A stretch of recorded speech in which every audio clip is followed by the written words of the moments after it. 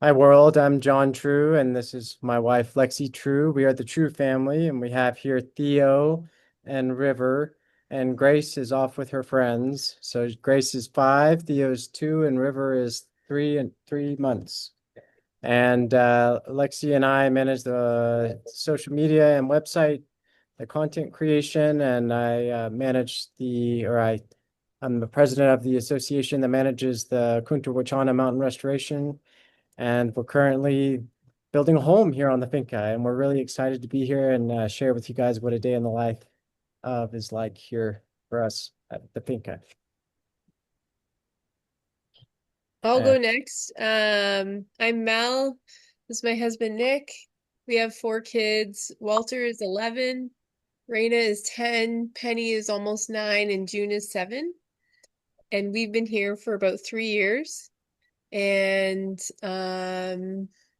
yeah, excited to share our lives with whoever comes. Who's next? Are we going? Yeah, go. Okay, we're gonna go. My name's Satya And I'm and, John. and John, and we have been on and off at the finca for about 5 years. 5 years. And we love the people, the land, the spirit, the rivers, the mountains, the air, the heart of this community. And we feel very, very called to the community. And we're on the finca physically about 6 months a year, spiritually, emotionally, and full body are fully there 12 months of the year. And yeah, we just,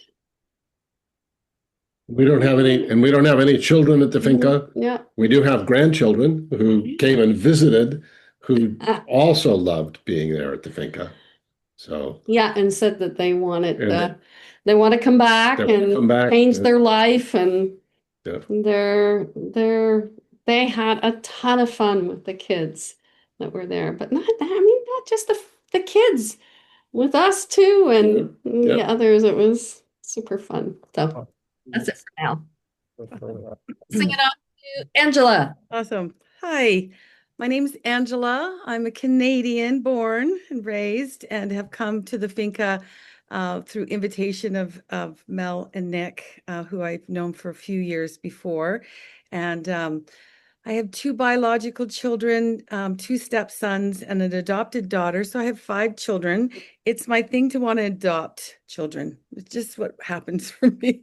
And it's I have 6 grandkids in Canada, and I get to have all of the little people here on the farm visit me often and spend time with me here. So it's just a lovely place to be in the mountains and then close to the river and the fresh air and the good food.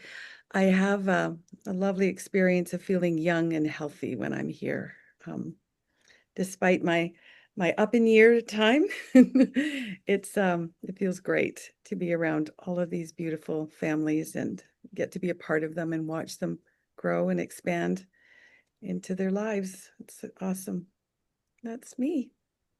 Oh, and while I'm having my temporary residency, and for the next 2 years, I'll spend a lot more time at the finca inside that, which is kind of really exciting for me as well. Yeah, good. Cool. So we're all introduced. Mhm. How about we start with what a typical day looks like for each of us. And Angela, since you're still on the screen, for me at least, would you start, please? Yeah, I usually wake up anywhere between 5:30 and 6:30, and I think that the most beautiful experience about living here on the farm is the sound of all the birds getting ready to start their day, and they're chatting and excited, and it's like the alarm clock that's not an alarm clock. It just is life coming alive on the farm, and it feels beautiful to hear those sounds waking up. And I'll always normally have one little person on the farm come and visit and look in the door and are you up yet? And can we make tea or can we color? And they just come and hang out and spend time and play with the toys. And it's lovely to have the little people showing up when their hearts move to do that. I also work apparently part-time, but I love the work that I do. So I'm working mostly full-time because of the joy I get with the work I do. And I get to do that here with the gift of Starlink. Nick, whose voice we haven't quite heard yet, helped build this beautiful rammed earth house here that was a dream fulfilled for me. So I just completed a little studio home made out of rammed earth that I love living and sleeping and being in, and inviting the community to come up here when it works for us to have meetings and time together. Yeah, and walks to the river and just in nature and all the plants and the flowers, and somehow time stands still here. Just stands still, and it's beautiful. It's beautiful to be here. It's kind of what, and then you know what, I think the one thing is the time is always the same here in the sense that the sun's coming up at this time and it's going down at that time at the same time. So the farm kind of closes down when all the families have had their meals and bedtimes are early, and it's early to bed, early to rise for most of my time here. And there's a rhythm. There's a beautiful earth rhythm that happens here. Yeah. That's it for me. That's it. And Angela, I was when I'm looking at you and you said rammed earth, I'm looking in the background and seeing the layers and just remembering sort of that's the earth that was taken from the mountain and some of the gravel from the river, and like it's just yeah. so such a beautiful Yeah. kind of background and reminder of how special it the rammed earth, and to have the local. Yeah, Nope. it's a pretty special place. John and Satya, do you have a limited amount of time with us? Not particularly. No. We booked We booked till the whole 3. time if we Okay, need. great. Okay, great. How about we go ahead and go? I think it's kind of hard. We don't have like a typical day. Every day is exactly the same, but we have, a rhythm and a flow. Our kids wake up at usually the same time. We do breakfast. Sometimes Grace, my 5-year-old, she's off as soon as she wakes up, gets dressed, runs off to play with the other kids here, and I don't see her for a little while. We have some scheduled community things during the week, and that helps kind of change it up and brings a little bit of flow to our days. Today's Monday. We do Mingas on Monday, and Minga is like a work party. So we all get together, and very often that's us in the garden, weeding, planting, just taking care of things around the community together. And what's really cool about that is we get to have some time as grown-ups, feeling really productive and getting stuff done, hanging out with the other adults here, and the kids are involved too. They'll come help us, or the olders will help look out for the little ones. What's really present for me is I have a 3-month-old son, and lately a lot of the older girls are the Thompson girls are coming over to hold the baby, play with the baby, give me a ton of support. This postpartum and having a really itty bitty one here is really different versus, back in the United States where we lived before we got here. And we usually have our lunch at the same time. What else and today we also have we usually do movies on Monday evenings as well. We have potlucks Tuesdays and Thursdays, which are some of my favorite days. We all get together, and everybody brings a dish, and we have an awesome time just sharing the meal. And we also have some community meetings during the week as well. We do go to town, our family, usually on Saturdays. The farm is a little bit of a ways from Vilcabamba, which is the closest little town. And it's about 45 minutes. So we take our car and we go into town, and, you know, if there's space, we usually give someone else a ride if they need it. Whether that's some of the members or other visitors here. And lately we've been doing pizza on Sunday afternoons for lunch. We have a really beautiful clay oven, wood-fired oven. Yeah. And so that's a lot of fun. And sometimes we do game nights. There's all sorts of opportunities here to get together, and I really love that. It's so easy to spend time with, you know, your friends and your family here. You know, everybody's just a quick walk away. If you need a hand, need a little sugar, need a little peanut butter or something. And the kids are thriving. You know, they love that they have so many beautiful relationships with other people of all ages. Yeah, I think that's about it for me. Yeah, we're doing a lot of a lot of designing, building a house, and so there's also workers that need to be managed and supplies that need to be purchased and things that need to be figured out. So it's kind of a mix between our family figuring things out and figuring out things that are going on the farm, and then being able to participate in so many other things with so many other people. It's really just really wonderful. No 2 days are alike. Every day is unique in its own special way, and it opens up the heart in a different manner every single day, and it's just lovely. Yeah, and the common denominator though is that, you know, we have this amazing farm, the mountains, all the beautiful trees, the garden fruit trees, the river, you know, that we can go play in.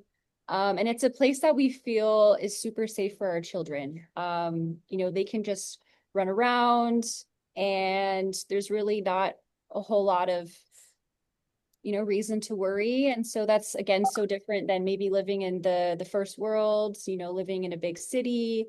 You know, there's concern about cars and strangers and all sorts of stuff. But the kids can really just be kids here and be free, and it's really wonderful. Yeah. Huh. I'll chime in. You know, a lot of our days look a lot like what Lexi and JT talked about, where it's very open-ended, you know, it's child-led, you know, let's go to the river this day, or community-minded in other parts of the day or the week. But something that is maybe unlike other communities, I don't know, I've never been a part of another one, but is that it's very open-ended. And so when we have visitors that are interested in doing different ceremonies or offering different different circles or different types of things that they are passionate about, then we're super open to hosting that and being part of that with them, if they feel called to do that. So, for example, my cousin was here for a couple of weeks, and he was really interested in different ways to drop into meditation. So we did rapé ceremony. There's Wayusa one morning with him, chili peppers in different ways, and all kinds of things that that we can learn and grow together. And so it's really open-ended here, which is why there's a lot of flow and kind of easygoing ness about it here.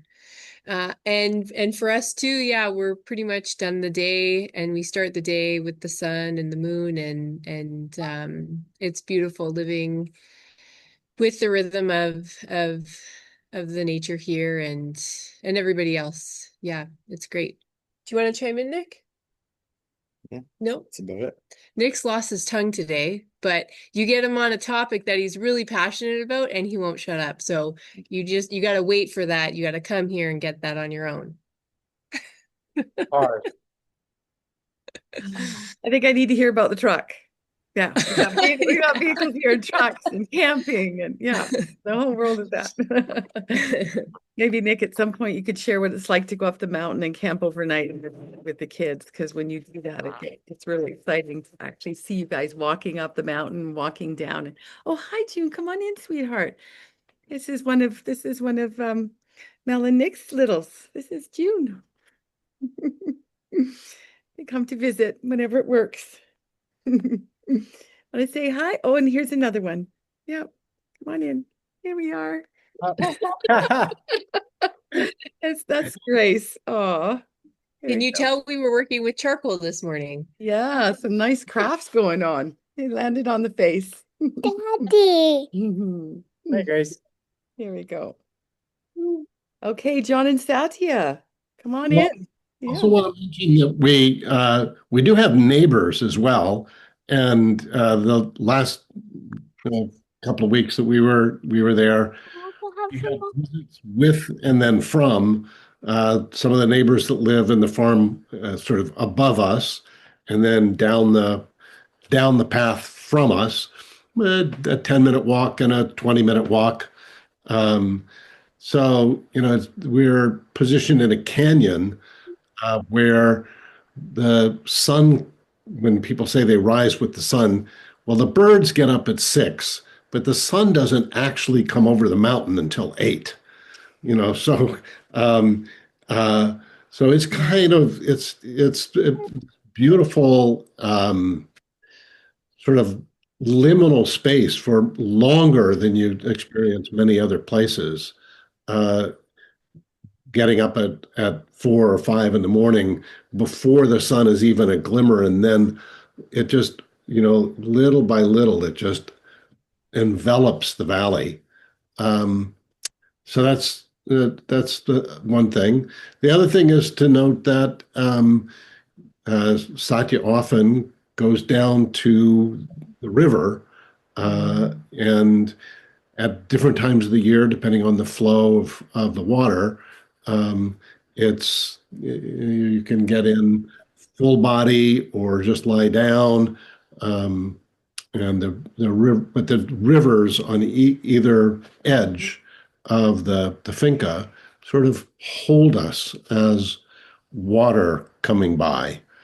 So it's another part of the day that is often we often have time for.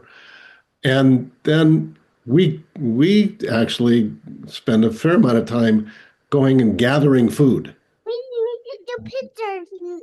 Go and gather maracuya or avocados, or go to the garden and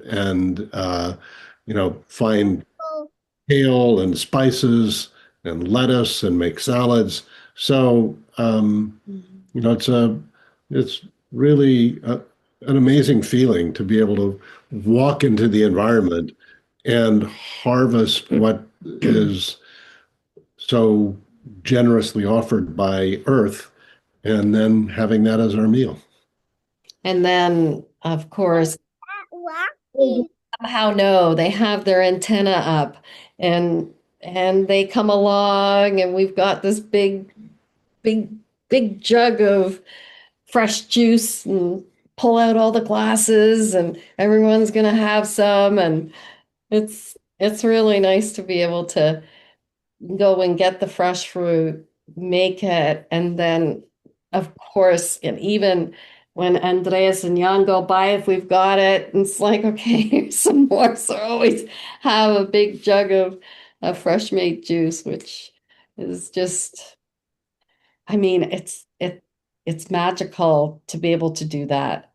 We're in Canada right now, on this call, and we were in the grocery store, and we were walking up and down the aisles looking at these vegetables, fruits, and we just couldn't buy any. I mean, it's going to take something to get used to that. So, the other thing is we have this secret, but maybe not so secret now, if we're going to let the cat out of the bag, desire to really have our children come and visit us here, and friends. And so we've had, like we said, last fall, we had 2 grandchildren. We have 5, John's daughter and husband. And my daughter and our daughter-in-law to be came down a couple of years ago.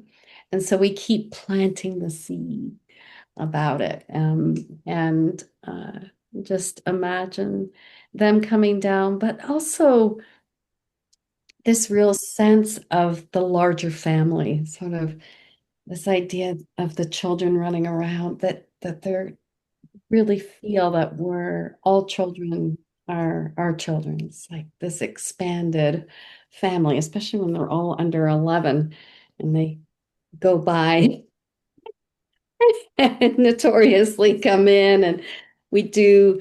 There's something about the design of the house that we built. It's also rammed to earth, but there's these two big doors, and the kids love to do chase. What do they call it? Isn't that home, or what do they I call think it? they just play tag. They just do tag, right? And so it's this circuitry through the house. Oh, we're around and around and around. Mel and Nick are in front of one of the doors. Yeah, there you go. Yeah. Anyway, it's just fun. There you go. There's the two doors with the heart in the middle. And we have these two baskets of scarves that are just the simplest fun. They come over and they do all kinds of things we have, sudden dance parties. They make different things with it. So, or, we got a box of books and they come over and read on their own. Or Grace comes when the Thompsons were away, Grace came, and it was almost every morning. And she would come and she got used to it. She'd get her chair out and she'd pull all of the jars out with the oatmeal and the raisins, the prunes. And we'd have 3 bowls and she'd make breakfast for us and we make the juice and she would sit with us and have breakfast. And I would ask her, so have you had breakfast? She'd go, oh yeah. And she wants a little more. She wants a little bit more. So, a day in a life as in the older generation here, having grown children. I have 4, John has 2. We just love to have the children with us, around us, walking by, hearing them squealing and rustling around in the forest. So we feel very, very grateful for the land and the people and the children, the laughter of the children. That's it for now. What about like education? Oh, I have one more thing to say. And holding the Baba little river. Oh, it was like every opportunity to hold river, except when I would hold him, one of the other kids wanted to. So I kind of dreamt about holding him, but it just such a joy to have a baby born on the finca. Just such a blessing. Yeah. Yeah. So I think Doesn't happen every day, but every few days, one of the Thompson kids, often Walter, shows up with a little basket of eggs. Oh, yeah. So the chickens are pretty prolific, and just Aw. Walter taking care and the Thompsons taking care of the chickens. We get fresh eggs. Yeah, and right now our cows and milk, so we have beautiful milk most mornings as well. Yeah. I was telling my mom this morning that if there's one family that's away and we have like all this, like 2.5 gallons of milk, we make yogurt and the best cream cheese I've ever had. And I learned about kefir. So yeah, and I'll just say one more thing about the eggs. When I had just met the Thompson family and Walter had been caring for the chickens. And I spent I swear it was like an hour and a half. And he told me all about, what the chickens' names were and what their role was and which chickens lay and which ones brood and which ones, are together and the roosters, why the bigger roosters are in with the hens. And I mean, it was fascinating to listen to his love, his commitment, and his knowledge about this community of chickens. So anyway, that was just another one of the many sparkles in our experience there. I think that's a really good segue. One of the questions that we get asked a lot from families that are coming is, what does education look like here? And just piggybacking on what Satya said, like our son Walter has a deep and keen interest in chickens and plants and lots of other things. And so for us and a lot of the other kids that come here or live here, it's very child-led and interest-led. And so that could take on a lot of different forms. And it also it also lends itself to more of a multi-generational, reaching out, networking kind of thing where, if there's a community member or a visitor that is interested or has knowledge of a certain thing, then we'll tap into that. For example, Walter, again, he was really interested in playing piano for a little while, and we just so happened to have a classically trained pianist at the farm staying with us, and he would come over and play piano, and he would teach us and teach the kids.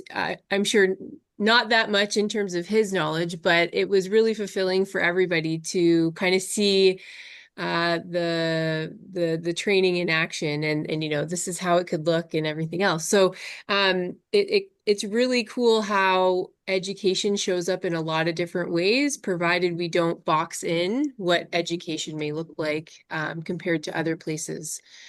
For some people, I know that there's an interest in more, and a lot of those things, classes and more structured activities, those can be found in Vilcabamba, which Lexi said is about 45 minutes away. But it's a unique area in that there's a lot of people from a lot of different areas of the world that have decided to settle in Vilcabamba. And so we have these people that are amazing at what they do, and they have so many different backgrounds, a lot of variety, that, again, the greater community can tap into. Our kids do jujitsu once in a while. There's lots of art, lots of dance and creative expression. Satya, you were part of a singing group there for a little while. So there's a lot of educational opportunities that are lurking here and there in Vilcabamba and elsewhere in the area. And we often find too that people that are finding that they're needing or wanting to be part of something different or something new, that there's a lot of room for creation. As I said, here on the farm, but also in Vilcabamba, you're like one or two networks away from finding somebody that also wants to create that opportunity and do that. Like Angela, maybe you can speak to the social club and what that's like, living a little bit in Vilcabamba and then also here, and how that's lighting you up to be part of that.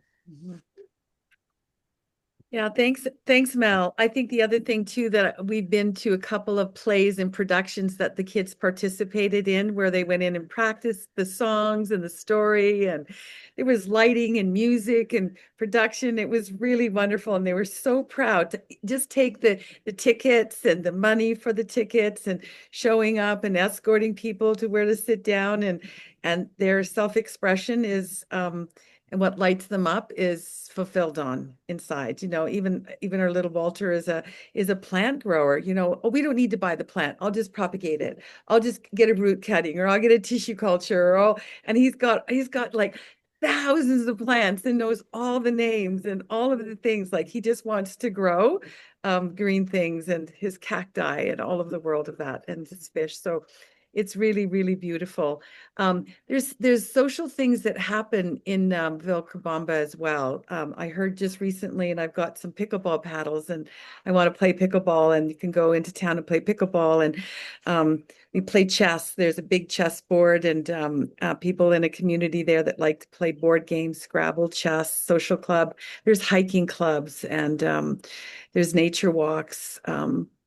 There's a lot of and there's quite a big expat community in Vilcabamba, and some of the best restaurants that I've ever eaten in, because it's slow food right from the farms that the food is grown from. So it takes longer to get your food, but it's really delicious. And if you want Japanese or Italian or different kinds of food, and lots of course, Ecuadorian natural foods as well in the restaurant area. So older people socializing opportunity is available in town as well. Yeah, I guess. Oh, and there's a little mud pond that I have out here. And the kids, I think one of the most beautiful things to see is how dirty the kids can get in the mud pond and in the dirt and the charcoal and their feet. They can walk over prickles and barbs and thorny rocks, and they're like their little feet are just carrying them on the earth all over the place. And it's great to see the fun on their face. Their little dirty bodies and having fun with it. Yeah, it's pretty sweet. It's pretty sweet to witness. I I know a lot of people are looking at educational systems and education kind of from the outside, but being parents of under 5-year-old children, there's tremendous value here in the child-led, child-centered education where the younger children, this is kind of like their preschool, right? And except in their preschool, they hang out with the older kids, and the older kids are teaching them so much more learning from one another, just being around and available than they would sitting in a classroom. So I think it's a tremendous blessing to have such a wide spectrum of age groups of children here, because the education kind of takes care of itself. The older ones are guiding their own education and then passing along that information to the younger children in a chain, and it's kind of it's in a very organic learning process that, from what we can tell, is just producing tremendous results. And just I'm never almost daily astonished by things that Grace comes back with, and new words that she learns and things that she knows, and it's just really wonderful. JT, can you just say something about the compost program? Just because I think that might be interesting. Well, so we're exploring a new type of compost production now that utilizes lactobacteria, which is found in milk. And so it's a fermentative compost process that doesn't require it's supposed to not require mixing, but it's better if you mix it. But it's essentially fermenting your soil or it's fermenting compost, creating a very, very rich concoction of lactobacteria that can go in the soil. And it's a new process that we're doing and experimenting with right now. Yeah. Yeah. So we'll see how that develops. We're about two months into it. So we've got a little bit more time before we can start seeing those results. What are some other questions that you often get, Satya, that people are wanting to know before they come here? We can help address. I mean, practical things are, what's the closest town? Where can we get our food? How much food is on the farm that's available?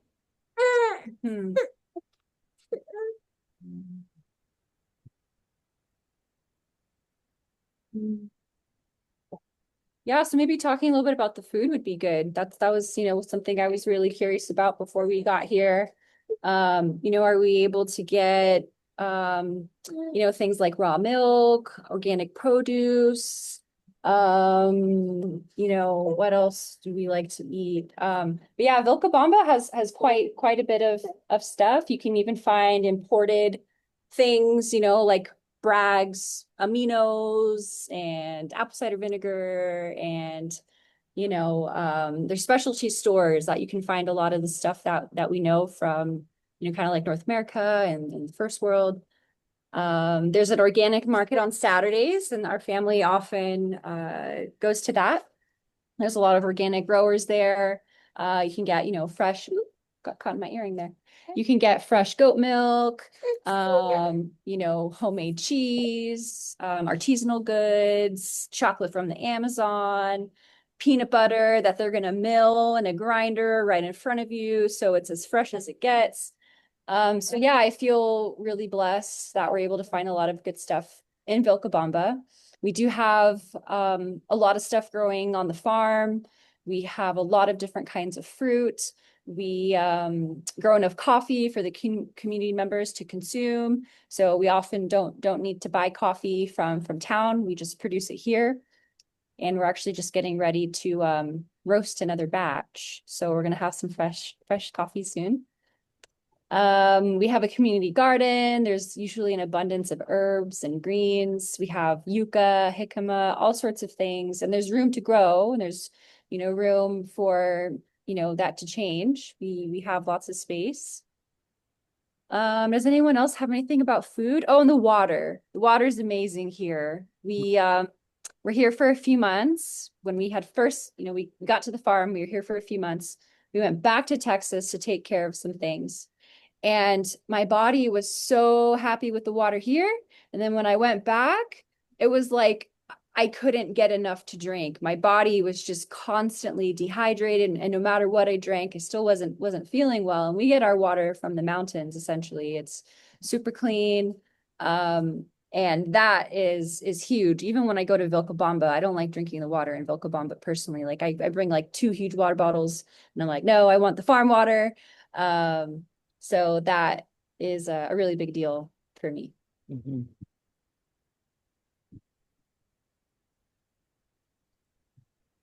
Gosh, I think you covered a lot. Cool.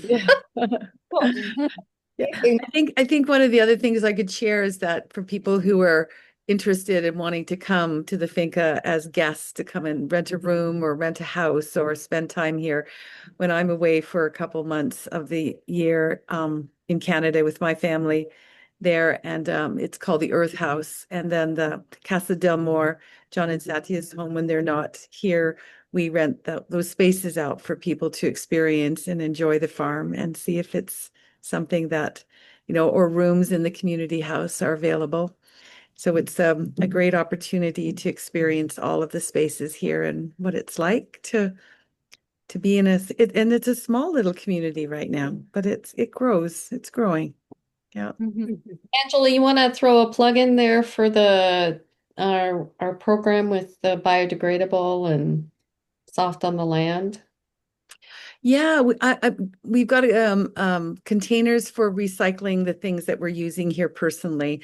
I mean, even though Ecuador it's got lots of green, beautiful, healthy food to eat here, there's still a lot of plastics and cardboards and building materials that we're working on separating out. And there's a lovely woman in the community of Vilcabamba. She takes all the recycling, glass, tin, barbed wires, the plastics, the cardboard, and has a recycling program out of Loja that comes to Vilca to pick up all her recycling that she sorts out. And she'll literally go in the garbage to find these things, and she gets paid very little money for a big volume of it. But us providing the volume I got to meet her, and she's really grateful that our recycling system has come to her, and we're now taking care of that in a bigger, greater way. We also have some products arriving that's all organic, biodegradable, from laundry soap to shampoos, conditioners, shampoos, so that when you come to the farm, you don't need to bring your products here that have chemicals that might do harm to the land, and we can make that available for you here while you're visiting here, which is super exciting for me. I was really big in that in Canada at my home. And I think even in Canada, all the recycling and managing and repurposing of things, my garbage bag was this big in 6 months. And that was something to be really excited about. And I've got these littles here that she can wear those shoes. They're having another dress up party. June and Grace. And spend spare time and playing together. Yes. Lead into a question that does come up, and just remembering what to wear, what clothes to bring, what shoes to bring, that kind of thing. So maybe a plug for that for adults. Well, I'll share first. I wear dresses all the time. And I get like sleeveless with pockets down to the ground. They have a little slit in them. And then I put a scarf over my shoulders. And that combination for me is perfect. The scarf over the shoulders kind of keeps the sun off, and it keeps like if there are any bugs out. And the slit and the long dress keeps my legs covered, and the slit kind of the dress moves. So I don't get if there are any bugs. And the bugs are on and off, like the no-see-ums. It's a real hit and miss thing. I can't figure it out. And I walk barefoot. So I wear long dresses. I got them at Amazon, and I just love them. So and I don't wear shoes on the farm unless unless I'm going into town or I'm doing like a long walk through the property. That would be me.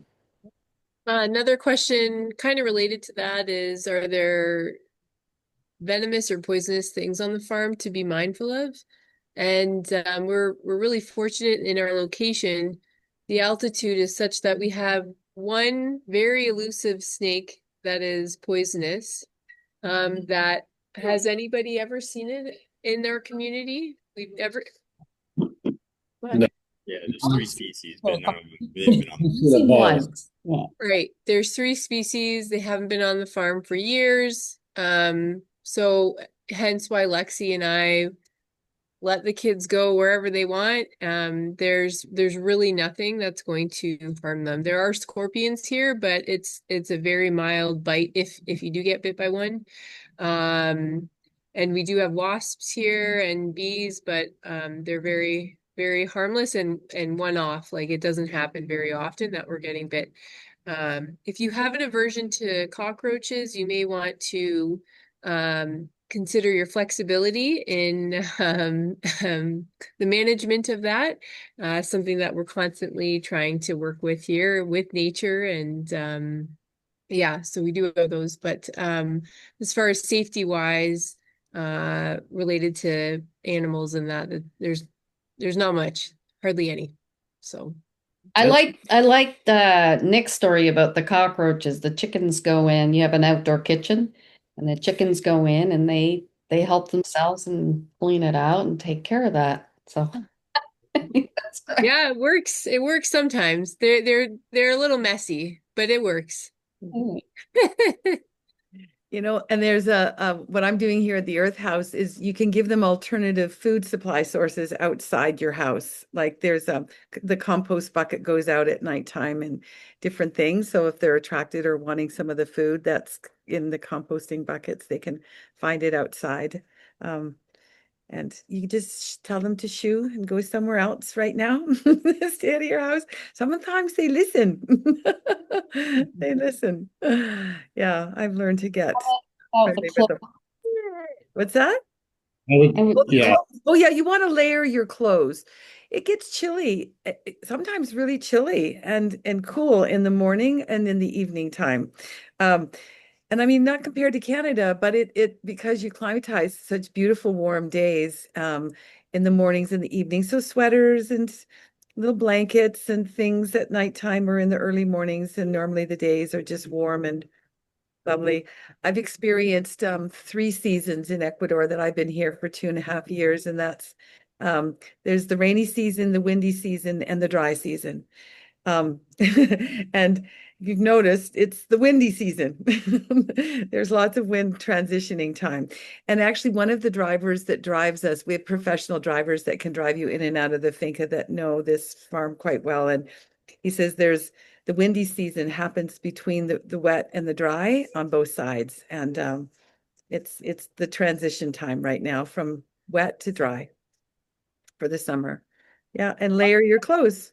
Yeah. I'll chime in with kind of clothes and what to bring real quick. I have pretty much 2 pairs of shoes that I wear. I wear a pair of sandals, some heavy duty kind of water friendly Tevas, and then I have some rain boots. So that's all I need. I go barefoot a lot of the time. I typically am wearing a t-shirt and pants because of the bugs. I do get bit by the no-see-ums, and they're kind of like a mosquito bite. It just gets itchy.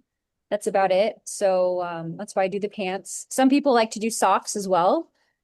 What else? If you're fair complected, you might consider bringing some sunscreen. We are at the equator. I personally don't wear it every day, but if we were going to be outside, for hours, hanging out where there's not a lot of shade, I definitely do sunscreen and like a hat. A hat would be great. It's sunny here a lot, even during the rainy season when we get some rain. It'll maybe pour down for a little while and then the sun comes out like nothing happened. Stuff to bring. I think that's kind of bring a swimsuit, because we've got yeah, flashlights are great, because we're often out and about at night. Maybe we have like a little fire pit going, or the kids are going to bingo. We're just doing stuff in the evenings. There's a lot of good knife. Yeah, Knives. good knives, like a pocket knife or something. Or kitchen knives. Oh, kitchen knives. Yeah, kitchen stuff's hard. Good kitchen stuff is hard to find. Yeah. I guess if you're really attached to some of, your tools in the kitchen, anything that makes you feel comfortable and you can cook a little better, that's helpful. And we have a lot of water spots too. So yeah, like swimsuit, hat, those are great. The kids love to, jump in the Cabrada or go jump in the river. Yeah, that's all I got so far. Give us something. Well, I was just going to mention socks. That some people are susceptible in particular places to the no-see-ums, and they love my ankles. So I just always wear socks, and that means I wear shoes. I'm not barefoot. I'm always wearing socks.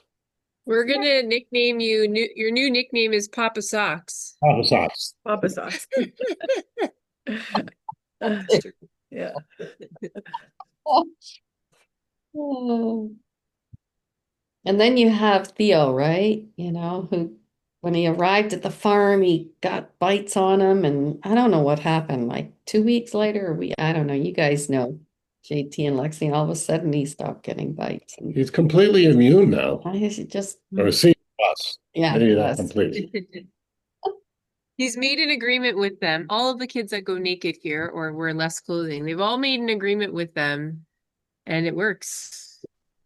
Little Grace, her little blonde skin, she had 1,000 little mosquito bites on her skin, and she hardly has any more at all. And I think it has something to do with the citrus and the fruit here on the farm.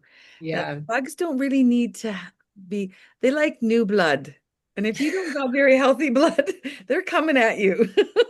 Maybe.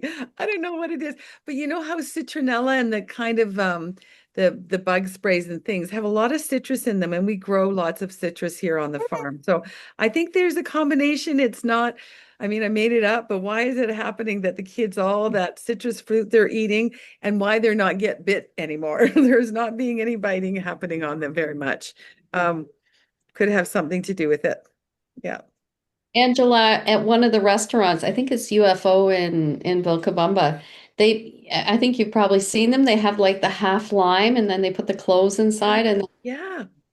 I think it Keeps works. the mosquitoes away and the bugs away off the food. Yeah, I get it. I think it's awesome. I'd like to share one more thing that I just thought of. That happens not often, but the occasional visitor that we get. I think that there's there's a lot of opportunities that present themselves on the farm, and it's all optional. When people come, there's often a settling that happens that people don't account for. And they come and they want to do all these things, and then they get here and they're like, oh, and it's just like letting out a big breath of air. And we talk about all of these opportunities that you can get into here, and it's beautiful. And you can also just not do any of it and just take a cue from nature and just go with the flow and hang out and just do you and do life. And it can look like 1,000 different ways, but that there's no pressure ever to do anything that you're not feeling a heck yes about doing, whether that's for you, for your family, your kids. It's all very relaxed and open-ended. And so there's no pressure to be part of anything at all, or but it's whatever people want. And so when you come, please just listen and feel into what you're feeling and go with that.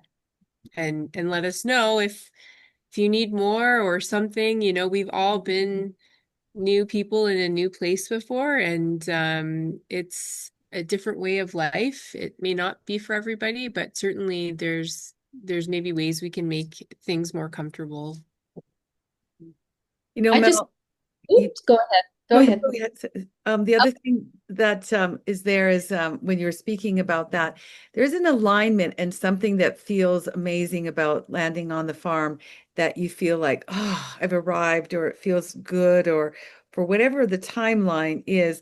And there are also some people that have come and went, I thought this was going to be it, and it's not. And they were like a day or two, and it wasn't something that they felt resonating with or aligned with, or and that's okay as well. Like there's nothing set in stone about your time and how much and what that looks like. And you want to just really feel into the energy of it. And does it feel great?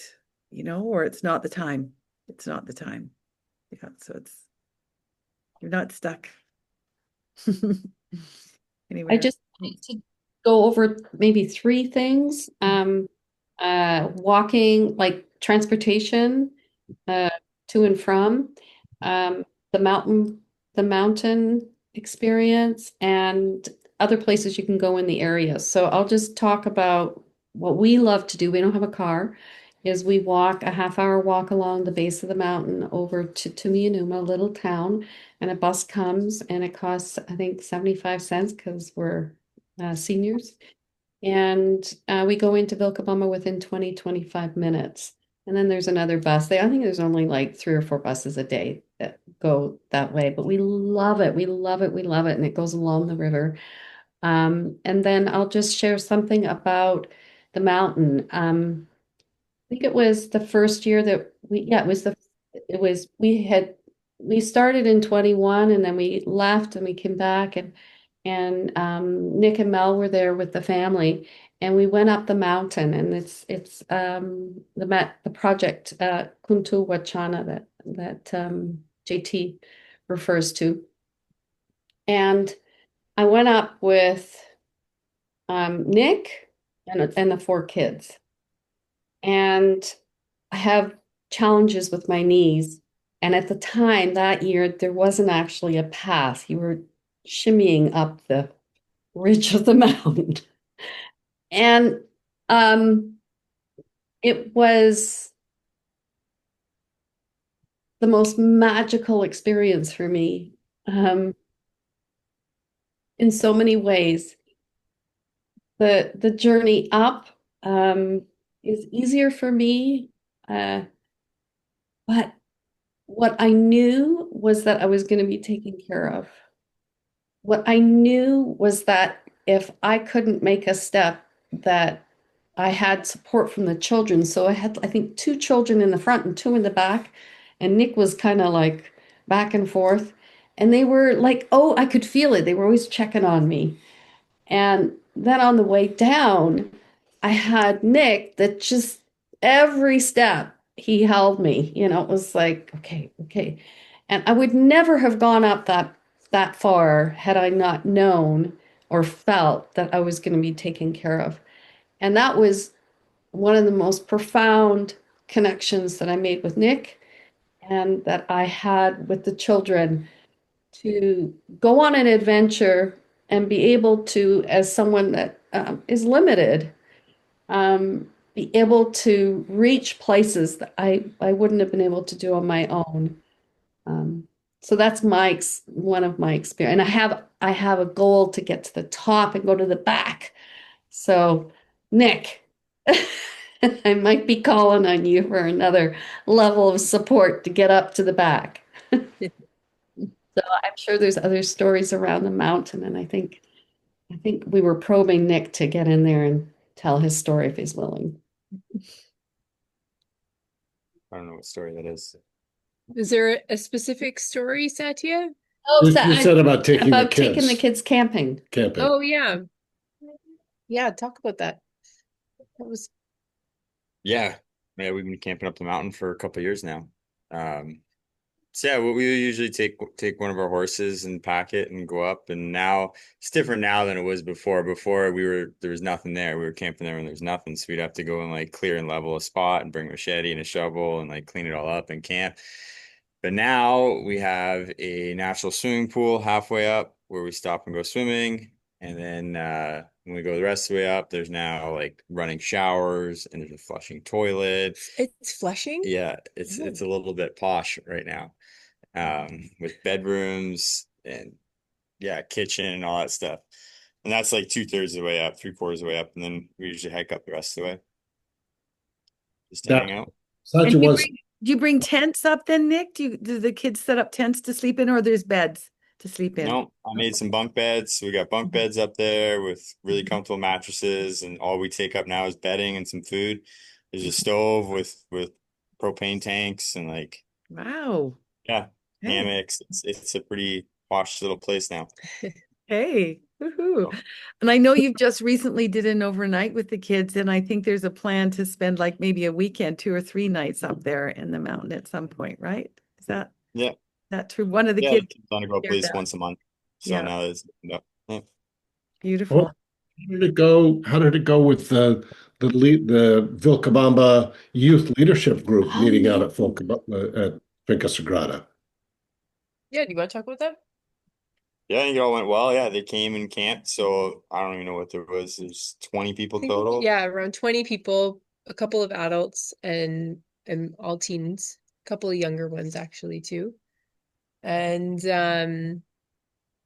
we're connected with the Leadership Club of Vilcabamba, so it's a group of young teens and I guess older teens too that are looking to experience different things. And one of the things they wanted to experience was camping. And so we offered them a cleared pasture and a bathroom, and it went really well. The weather was a little bit more wet than is normal for this time of year. So they got a core memory in that challenge of having some wet tents and leaky tents and all that stuff. And yeah, they spread their wings a little bit. It went really well. And we were all happy to have them here and looking forward to more opportunities like that here that we can offer on the farm. Yeah. Any more about adventures in the area that you can go to? I know the families have done it. We haven't. We're hermits. Oh, there's horseback riding. Like a beautiful, sorry, Mel, you go ahead, but No, go ahead. yeah. I had a little day with one of the littles, June, in town. It's Nana Day time, and she really wanted to do some horseback riding. So we rented a horse for 3 hours and went to the Cabrada and the rivers and around town and here and there, and stopped at this unique little place at the side of the river where they were serving tea, and they grew some vegetables, and we bought one and made soup. One of the workers here. Anyways, there is horseback riding. And the very first time I came to the finca and went on a horseback trail ride with Nick and Mel and the kids, we went up the side of the mountain with narrow roads and horses. I was on that horse, I think, for a total of 4 hours, and I'm 64, and I'm at 3 at the time, and coming down, like your whole body holds the horse. And I was like hugging that horse's neck, just get me into town. But it was so beautiful, the falls and the water and the in nature. It was a great experience. But it was pretty amazing, my first horseback ride. And I hadn't been on a horse in 40 years. Like it was extraordinary. It really I had a sense of what I could accomplish and didn't know that I could at my age. Oh, it was funny. The kids will never forget how much I hugged that horse's neck on the way down the mountain. I was way behind. Anyways, you can do 1 hour or 6 hours or a couple days. Yeah, so that's kind of a cool adventure. Yeah, there's a lot of great tourism in the area. The neat part about southern Ecuador is that there's just as much nature here. It's not the Amazon per se, but there's a lot of nature and it's very untapped. So it can look like a lot of different things. You know, we're really close to Podocarpus, which is one of the most biodiverse cloud forests in the world. There and that's Podocarpus from the farm that would be, you know, anywhere from an hour and a half to 3 hours away, depending on where you're entering into. We've got we've got the Orient here to the south of us, which is kind of like the jungle, but it's higher altitude. So it also has a lot of biodiversity, different again than the Amazon. There's waterfalls. We went to a new waterfall that we'd never been to, about 2.5 hours away. San Luis. San Luis and Cascada San Luis, and it was like a Niagara Falls. It was unbelievable. There were caves there that the kids got to go see with stalagmites or stalactites. I get them. Stalactites. Stalactites. Stalactites. Okay. So yeah, there's an endless amount of things to do. I mean, Grace loves rocks and she's a rock hound. So they went to Crystal Valley with another family one day and just collecting crystals off the mountain. Like there's so much to do here. It looks a little different than like your typical touristy kind of stuff, but there's so much to explore if that's something that people are interested in. It's an up and a down, right? Because you don't know about the places unless you talk to locals and find it out. But then when you go there, like we go to like a beautiful waterfall and spend the whole day and go explore caves, and we're literally the only ones there. Yeah. Like you never even run into other people. Or like when we go back in the mountains, like maybe only a dozen people go to some of those lakes each year, and that's it. So like there's beautiful alpine lakes and like different mountains and stuff, but you just gotta kind of know and talk to people and figure it out. And it's a bit of an adventure. And it's kind of cool when you're like making your own path sometimes and doing your thing. And so, yeah, Southern it's got lots of natural beauty. It's just not set up for tourism yet. So therein lies the beauty of it. Yeah. Yeah. And then at the same time, you can be at the coast in 3 hours. You can be at really good beaches in 6 hours. You can be in the middle of the jungle in 3 hours, like in the middle of the Amazon. So, yeah, you can get around anywhere. I have just something to say, looking at you, Nick, in the background. Those are the doors that are made, and just something that is so refreshing and wonderful and is that we had the house built that Nick Miller's sitting in front of, and you can see the cast iron. That was made by a guy in Vilcabamba, like with his hands and his heart. And we went to his shop and we were drawing I don't know if you can see it, like the butterfly pattern on chalk on the asphalt. I mean, it was just magical. And the cabinetry in there is made all by a local guy in just outside of Tumianuma, local wood. I mean, you can go and get cushions. We're talking about getting cushions sewn to make a couch and get a local guy to make the couch. I mean, we just can't find it. I never realized how much we don't have that here and how wonderful it is to support locals, to have local materials, to support the local. Like it was so wonderful to have that and be able to do that.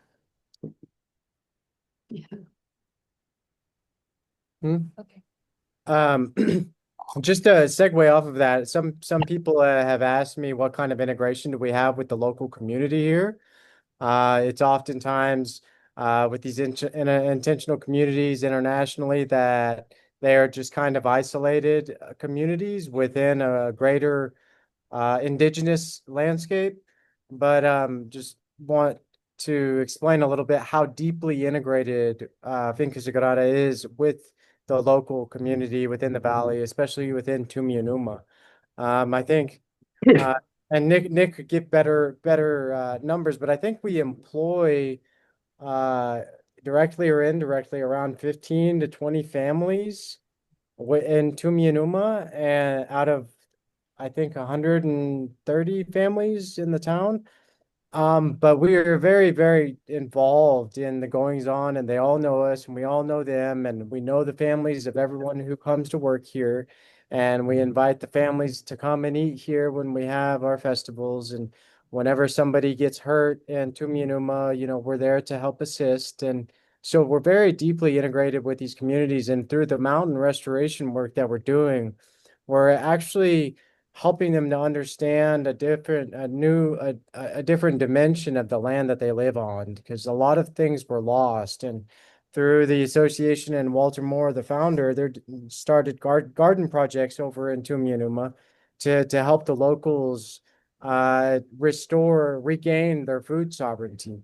And so there's a lot of very deep, very meaningful integration with the local communities that we're doing, that provides tremendous opportunities for our children as well to integrate with those local children and to learn Spanish and to trade shells and whatever the children do. But there's a lot of really beautiful integration that we have with the local community that I think is pretty unique in the community space. JT, one of the other things that I know I mentioned to people on calls is just like if there's a little summary of the history of the Mountain Project and who's funding it, and universities and students, and just because people find that really interesting. Yeah, so the I in the history, I might get some of the numbers wrong, but I believe it was around 2020 that Kai first came. Kai is a Swiss, he came as a volunteer or as a visitor back in 2020, and German actually, excuse me, he would not like that, me calling him Swiss. He's German, and he just had a mission, he wanted to restore the mountain here that Walter Moore owns behind us, Kuta. And Walter was like, okay. And yeah, and Walter said, absolutely, go for it. And so Kai created a nonprofit foundation in Europe, and or has raised over $150,000 over the last 6 years to begin the restoration of that mountain, the reforestation of that mountain. And it has evolved into a tremendous amount of work for the locals who were helping build the path up the mountain and hauling up all of the supplies to build the cabin. Just a tremendous effort from the local team getting all of that stuff up there by hand. And they planted over 20,000 trees with about an 80% success rate down on the lower parts of the mountain. And we've recently have created a green belt to protect the lower part of the restoration work, and partnered with UTEPL, the university in Loja, the technical university, to establish experiments for the creation of tree islands, which are creating a nexus of trees of a certain variety that will then monitor as they grow, with the intention of letting them go to seed so that the mountain can restore itself. It's not an ideal environment to just go up and plant trees, although that was possible on the lower slopes. So we're really looking to help the mountain remember how to regenerate itself. And in service of that mission also is the creation of a team of bomberos, firefighters, who can respond to fires in the area and try to help educate some of these farmers who are consistently burning their fields after every harvest, as a way of, in their mind, restoring the soil. So it's a generational project. It's the largest dry forest reforestation effort, certainly in Ecuador, possibly a much bigger area. But it's got a lot of tremendous things going on for it, and we're just getting into the stage where we're kind of sitting into the work that's been done and allowing what is going to emerge from these experiments to emerge, and tending what's been done, and then possibly opening up the cabin up there to a broader audience that might want to go up there for a silent retreat or some kind of meditation space. So it's really a blessing to be a part of that and to be able to see it in action. Another question that comes up is membership, and it's even people that are coming as guests, because there's a lot of people that are sort of looking to potentially relocate and looking for a place to settle. Angela, would you be willing to talk a little bit, because that's your area of the questions that I see are what does membership look like? How would we join? What's required? Just there are some general questions like that. Yeah. Helpful if you could put it in this video. It's really just a really quick little space about that. When you come as a guest to come to see if this land and this community is aligned or a fit, and there's a time for us to get to know you and you get to know us of a good 3 months. It might not be 3 months. It could be after 1 month, we know, and that's something that we're just going to play out for a few more months after that. And if it's not quite, we're not quite sure yet on either side, there's an opportunity to extend to a 6-month window of time to look. It would take something sometimes to relocate from one country to another, and your family and your children and what that all can look like. So there's a window of time as guests here on the farm. And then once there's a sense of, yes, I really want to stay for a really long time, I want to be a community member, there's an application process, I guess. I don't know about application, but a request to look at and consider what it would be like to become a community member. And there's some great questions we ask of you. What's your intention? Kind of different questions on this that your family would fill out together. And then the community members, which are the people actually on this call, would look over those questions and look at that. And we come together in a community meeting and talk further and discuss it, what it would look like, and really the transparency of everything that the farm is and everything that it's not, everything that the people are here and everything that we're not, what it takes to openly communicate with hearts wide open and intentions, and then we choose, does it work or does it work?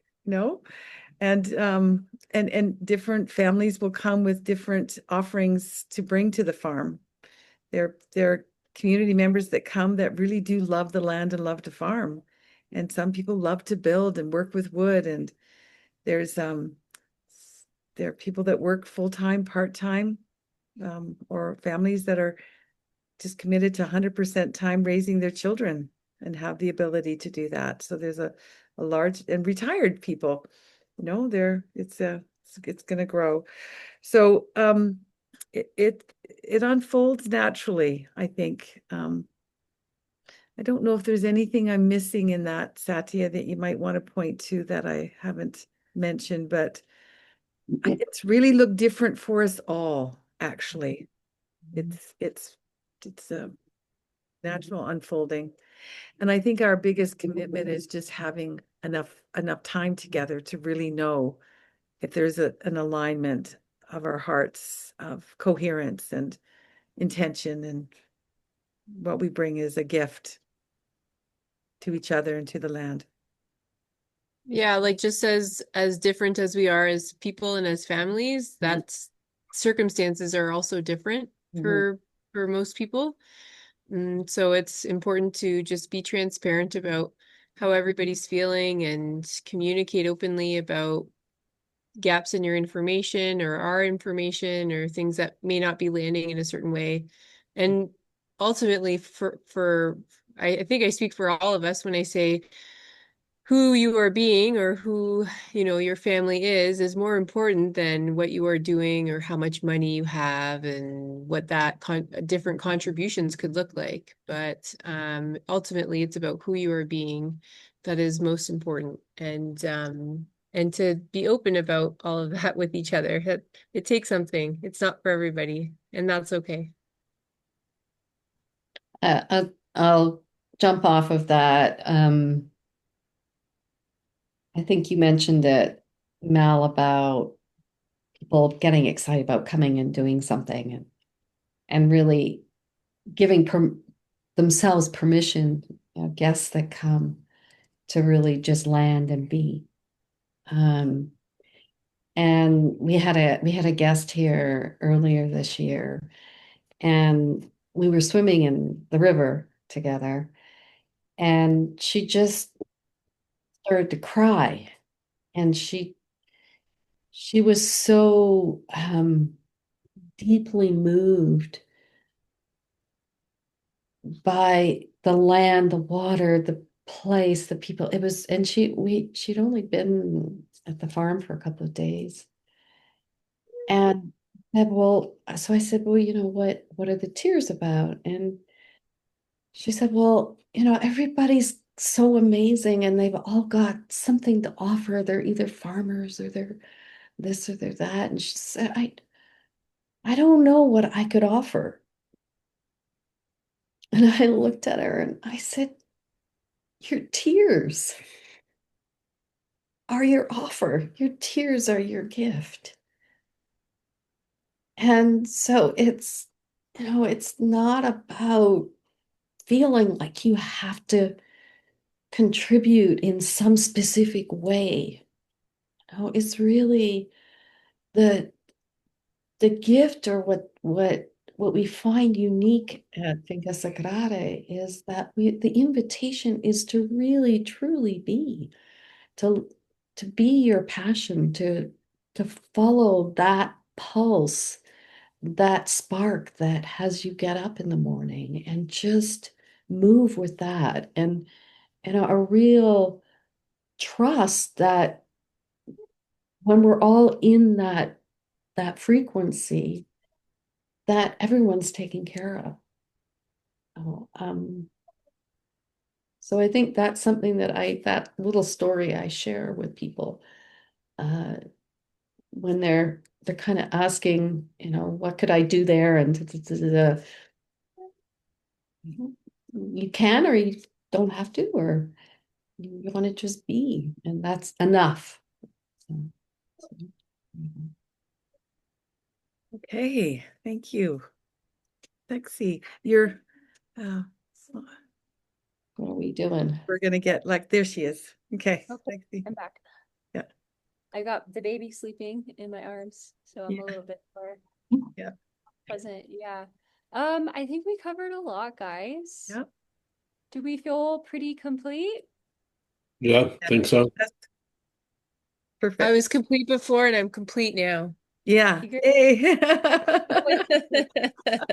So Awesome. I guess we'll just finish up with, if you're watching this call all the way to the end and you want to know more, you want to connect with us, maybe you want to visit, you can send us an email.